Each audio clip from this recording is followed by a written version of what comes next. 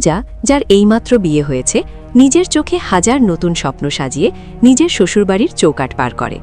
কিন্তু বিয়ের প্রথম রাতে তার সাথে এমন কিছু ঘটে যা তার আত্মাকে পর্যন্ত কাঁপিয়ে দেয়। এমন এক ভয়ানক সত্য যা সে তার সবচেয়ে ডারাবনী কল্পনাতেও কখনো আশা করেনি। আতঙ্কিত এবং ভেঙে পড়া পূজা যখন তার শেষ ভরসা তার যা কমলেশের কাছে সাহস সঞ্চয় করে নিজের কষ্টের কথা জানাতে যায়, তখন সান্ত্বনার বদলে উপহার হিসেবে সে পায় চেহারায় এক জোরালো চর। পূজা মেঝেতে পড়ে হাউমাউ করে কাঁদতে থাকে। আখির একজন নতুন বউয়ের সাথে এত বড় প্রতারণা আর জুলুম কেন হলো? এই গল্প আপনাকে নাড়িয়ে দেবে এবং শেষে একটি গভীর শিক্ষাও দিয়ে যাবে।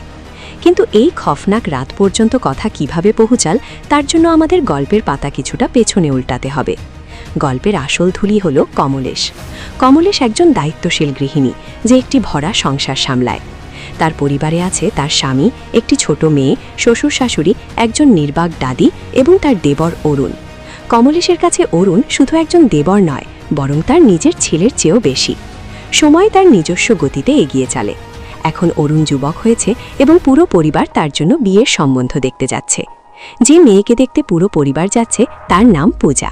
ইংলিশ অনার্সে বিয়ে করা পূজা তার কথা এবং আত্মবিশ্বাসে সবার মন জয় করে নেয়।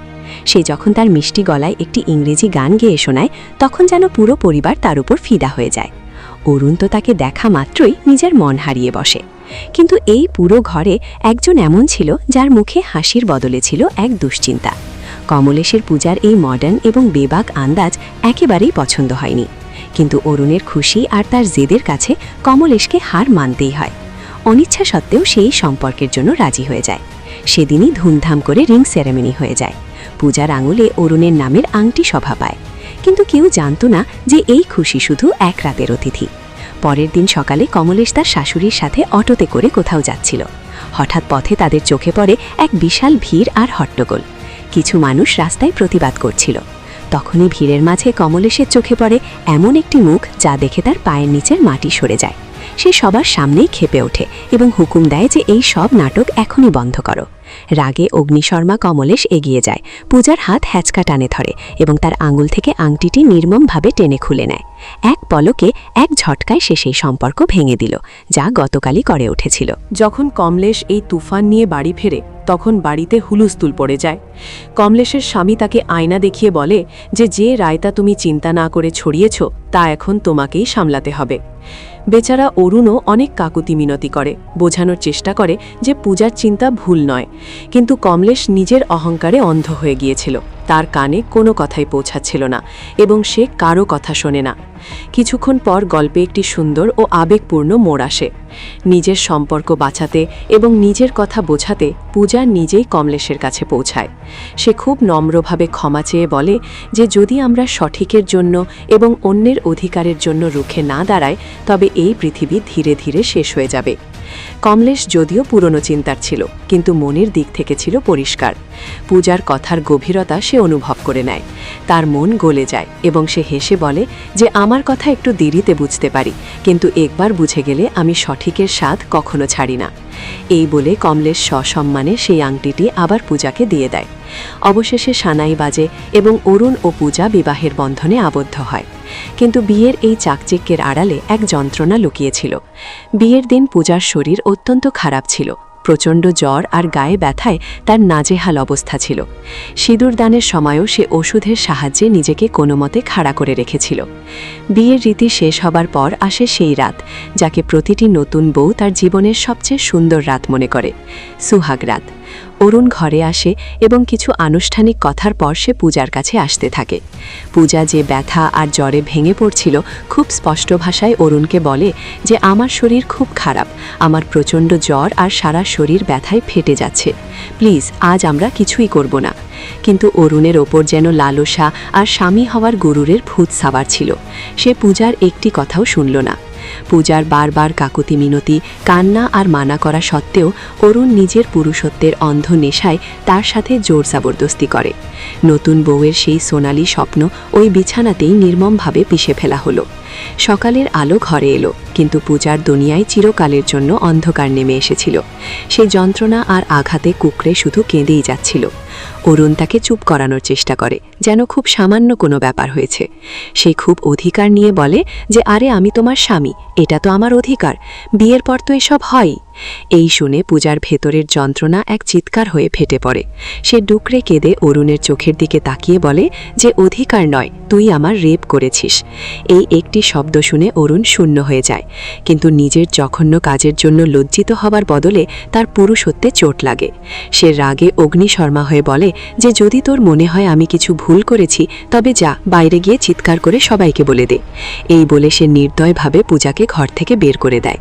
কাঁদতে কাঁদতে পূজা যেমনই ঘরের বাইরে আসে, তার নজর উঠোনে দাঁড়িয়ে থাকা কমলেশের ওপর পড়ে। কমলেশ বাড়ির এবং পাড়ার কিছু মহিলার সাথে কথা বলছিল। পূজার কানে কমলেশের কণ্ঠ পৌঁছায় যে, মহিলারা যতটা না বোমা ফাটলে ভয় পায়, তার চেয়ে বেশি নিজের সম্মানের তামাশা হওয়াকে ভয় পায়। এই একটি বাক্য পূজার বুকে কোনো বিষাক্ত তীরের মতো বিঁধে যায়।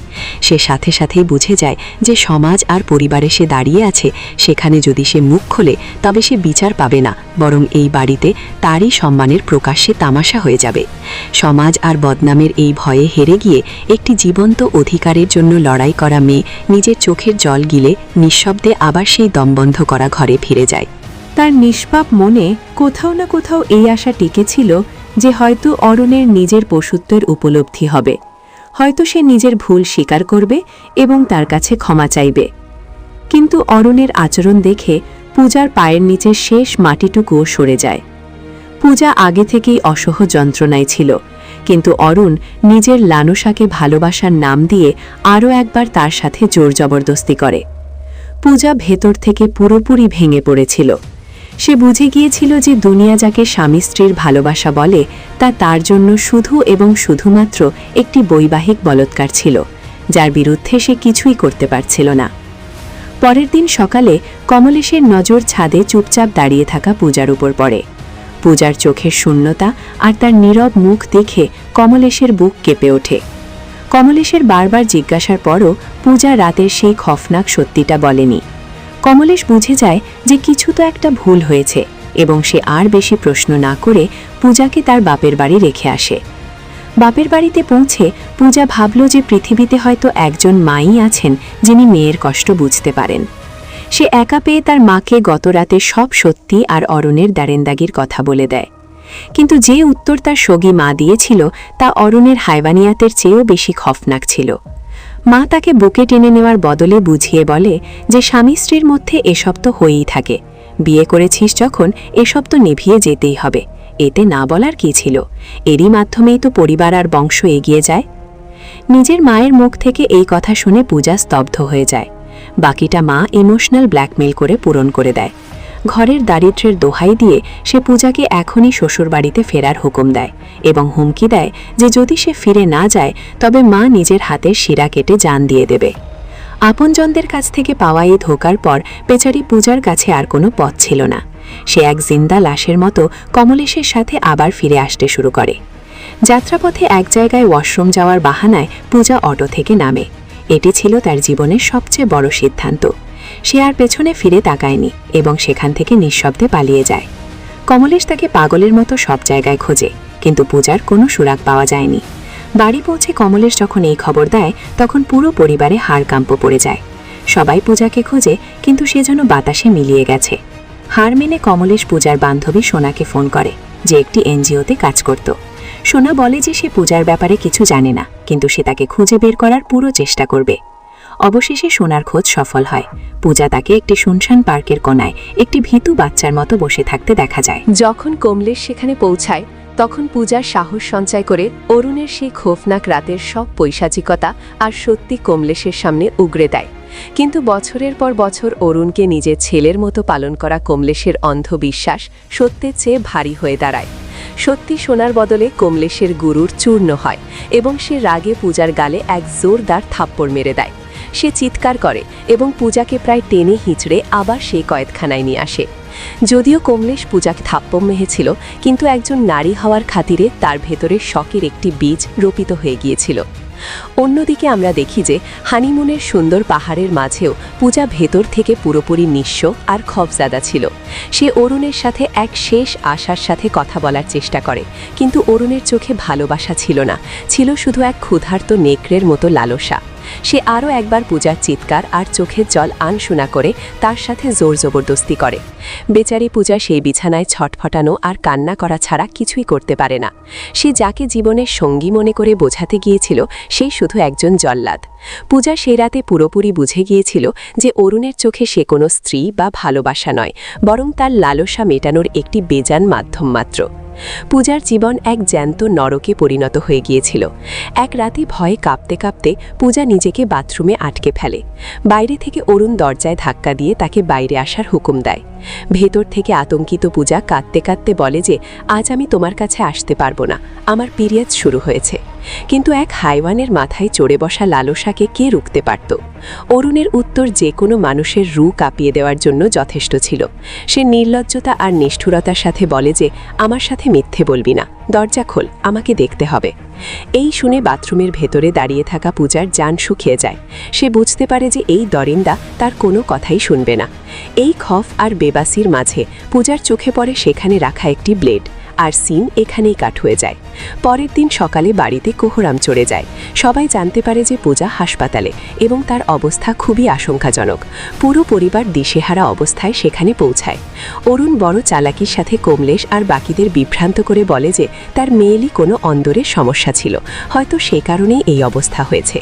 কিন্তু যখন কমলেশ ভেতরে গিয়ে লেডি ডক্টরের সাথে কথা বলে, তখন ডাক্তার যে সত্যিটা জানান তা শুনে কমলেশের শুধু পায়ের নিচের মাটিই সরে যায়নি, বরং তার পুরো অস্তিত্ব কেঁপে ওঠে। ডাক্তার ভারী গলায় জানান যে পূজার সেই নাজুক অংশগুলোতে ব্লেড দিয়ে গভীর কাট লেগেছে এবং প্রচুর রক্তক্ষরণের কারণে তার এই অবস্থা হয়েছে। এটি শুনে কমলেশ শূন্য হয়ে যায়। সেই সাথে সাথে নিজেকে সামলে নেয় এবং বাড়ির লোকদের বাড়ি পাঠিয়ে দেয়, এই বলে যে সে পূজার কাছে থাকবে। জ্ঞান ফেরার পর কমলেশ যখন পূজার পাশে বসে, তখন পূজা চোখের জলে সেই কাড়ুয়া শক্তি উগড়ে দেয় যা তাকে এই ত্যাগ করতে বাধ্য করেছিল। এই কষ্ট শুনে কমলেশ ভেতর থেকে ভেঙে পড়ে। সেই রাতে কমলেশ যখন বাড়ি ফেরে, তখন পূজা সেই ব্যথা অনুভব করার জন্য সে নিজেও বাথরুমে যায় এবং হাতে সেই ব্লেডটি তুলে নেয়। সে সেই ব্লেডটি নিজের চামড়ায় রেখে তাই করার চেষ্টা করে যা পূজা করেছিল, কিন্তু ব্লেডের হালকা একটু চুবনেই তার হাত কাঁপতে শুরু করে। সে ব্লেডটি ফেলে দেয়। সেই এক মুহূর্তে কমলেশ গভীরভাবে অনুভব করতে পারে যে আসলে সেই 21 বছরের নিষ্পাপ মেয়েটি কি কত আতঙ্ক আর যন্ত্রণার মধ্যে দিয়ে গেছে যে সে নিজেকে এমন খফনাক শাস্তি দিয়ে দিল। পরের দিন যখন অরুণ নিজের নির্লজ্জতার লাবাদা ওড়ে হাসপাতালে পূজার সাথে দেখা করতে যায়, তখন সে জানতে পারে যে কমলেশ আগেই পূজাকে ডিসচার্জ করিয়ে নিজের সাথে নিয়ে গেছে। নিজের স্ত্রীর এত গম্ভীর অবস্থা সত্ত্বেও সেই জাহিল মানুষটির মাথায় শুধু একটি কথাই চলছিল। সে নির্লজ্জের মতো লেডি ডক্টরকে জিজ্ঞেস করে যে এখন তো আমি আমার স্ত্রীর সাথে ইন্টিমেট হতে পারি, তাই না? এই ঘৃণাওনা প্রশ্ন শুনে ডক্টরের রক্ত গরম হয়ে ওঠে। সেই ডক্টর পূজার সেই খফনাক ঘা দেখে ফেলেছিলেন এবং জানতেন এর পেছনে কে আছে। সে অরুণের উপর প্রচণ্ড লেগে যান এবং চিৎকার করে বলেন যে তুই কত নীচ আর ঘৃণাওনা মানুষ, তোর মতো জাহিলদের তো গুলি করে মারা উচিত। সে সাথে সাথেই সিকিউরিটি গার্ডদের ডাকে এবং অরুণকে ধাক্কা দিয়ে হাসপাতাল থেকে বের করে দেয়, এই সতর্কবাণী দিয়ে যে এই জানোয়ার যেন আর কোনো দিন আমার হাসপাতালের আশেপাশে না আসে। পূজা যে নিজের চোখে দিয়ে আর এক নতুন জীবনের হাজারো সোনালী স্বপ্ন নিয়ে এই বাড়িতে এসেছিল, আজ তার জীবন এমন এক ভয়ানক নরকে পরিণত হয়েছে যেখানে তার স্বামী তার সবচেয়ে বড় অপরাধী। ভালোবাসা আর অধিকারের নামে পূজা যা সহ্য করেছে তা মৃত্যুর চেয়েও বত্তর ছিল। কিন্তু এখন যখন পূজা মৃত্যুর মুখ থেকে ফিরে এসেছে এবং সে সেই কমলেশের স্বাদ পেয়েছে যে গতকাল পর্যন্ত তারই বিরুদ্ধে ছিল, তবে এখন আগে কি হবে? আপনার মতে এখন পূজার কী পদক্ষেপ নেওয়া উচিত? তার কি অরুণকে ক্ষমা করে দেওয়া উচিত, নাকি তাকে এমন শাস্তি দেওয়া উচিত যা এক মিসাল হয়ে থাকে? আপনার রায় আমাদের কমেন্টে অবশ্যই জানান। ভিডিওটি লাইক করুন আর চ্যানেলটি সাবস্ক্রাইব করতে একদম ভুলবেন না, যাতে পূজার গল্পের পরবর্তী আর সবচেয়ে গুরুত্বপূর্ণ অংশ আসা মাত্রই আপনার কাছে পৌঁছে যায়। দেখা হবে খুব শীঘ্রই গল্পের পরবর্তী পর্বে।